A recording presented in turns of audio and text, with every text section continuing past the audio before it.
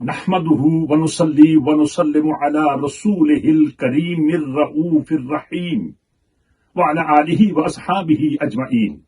محترم سامعین سامعات، دروس حدیث کے سلسلہ میں ایک اور حدیث عرض کرنے کی سعادت حاصل کر رہا ہوں۔ اس حدیث پاک کے راوی حضرت ابو ہریرہ رضی اللہ تعالی عنہ ہیں۔ وہ عرض کرتے ہیں کہ آقا دو جہاں صلی اللہ تعالی علیہ وسلم نے ارشاد فرمایا کہ الایمان بدع وستون شعبہ والحیاء شعبۃ من الایمان۔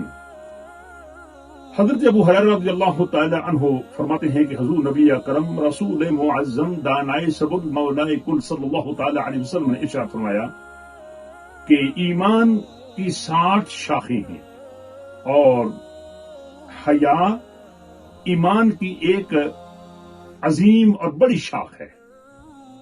میرے بھائیو میری بہنوں، حیا ایک عظیم وصف ہے، حیا ایک عظیم خصلت ہے، حیا ایک ایسی چیز ہے کہ جس کے متعلق آقا جہاں صلی اللہ تعالی علیہ وسلم نے ارشاد فرمایا کہ ان الحیا، بے شک حیا صفت جمیلۃ من صفات الملائکہ، کہ یہ ایک اچھی صفت ہے جو کہ فرشتوں کی ایک صفت ہے۔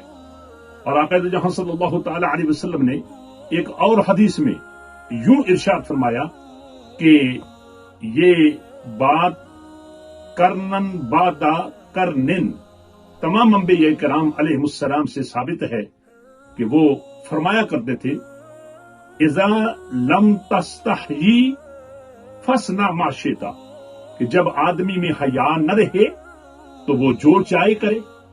یہ تمام انبیاء کرام علیہ السلام نے ارشاد فرمایا، اور اس بات کی تصویب اور تشریح میرے اور آپ کے آقا صلی اللہ تعالی علیہ وسلم نے بھی ارشاد فرمائی۔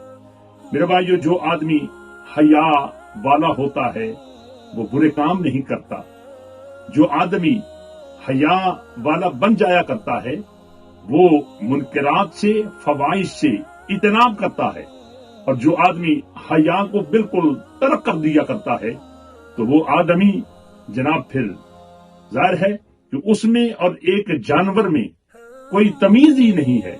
اگر جانوروں کے اندر اور انسان کے اندر جو تمیز کرنے والی، فرق کرنے والی چیز ہے وہ حیا ہے۔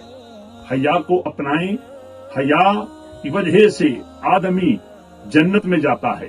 آقا جہاں صلی اللہ تعالی علیہ وسلم نے ایک دوسری حدیث میں ارشاد فرمایا کہ حیا یہ جب ایمان ہے، اور ایمان آدمی کو جنت میں لے جایا کرتا ہے۔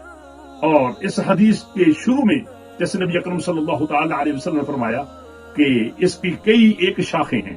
اب ظاہر ہے کہ جب درخت کی شاخوں کو کاٹ دیا جائے تو پھر درخت بالکل ننگا ہو جایا کرتا ہے، اس کی زبائش اور اس کی خوبصورتی ختم ہو جایا کرتی ہے، اور ظاہر ہے کہ اس درخت کی جو بڑی شاخ ہے، بڑا تنا ہے، اگر اس کو بھی کاٹ دیا جائے تو بالکل درخت باقی نہیں رہتا۔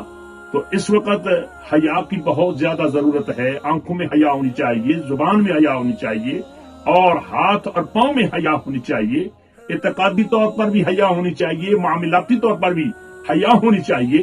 اور حیا کو اپنائیں گے تو انشاءاللہ العزیز آپ اللہ اور اللہ کے رسول صلی اللہ تعالی علیہ وسلم کے قریب ہو جائیں گے۔ اور جن ملکوں میں ہم رہ رہے ہیں، یہاں تو جناب عالی بے حیائی کا کام کر کے اس کو ایڈورٹ کیا کرتے ہیں، اس کی تشہیر کیا کرتے ہیں، لیکن اسلام اور ایمان اس کے خلاف ہے۔ اللہ رب العزت اس صفت سے جس آدمی کو نوازتا ہے وہ آدمی دنیا میں بھی اور آخرت میں بھی کامیابی اور کامرانی سے ہمکنار ہوتا ہے۔ رب کی بارگاہ میں یہ دعا ہے کہ اللہ رب العزت اس وصف سے ہم سب کو متصف فرمائے۔ آمین ثم آمین۔ وما علینا الا البلاغ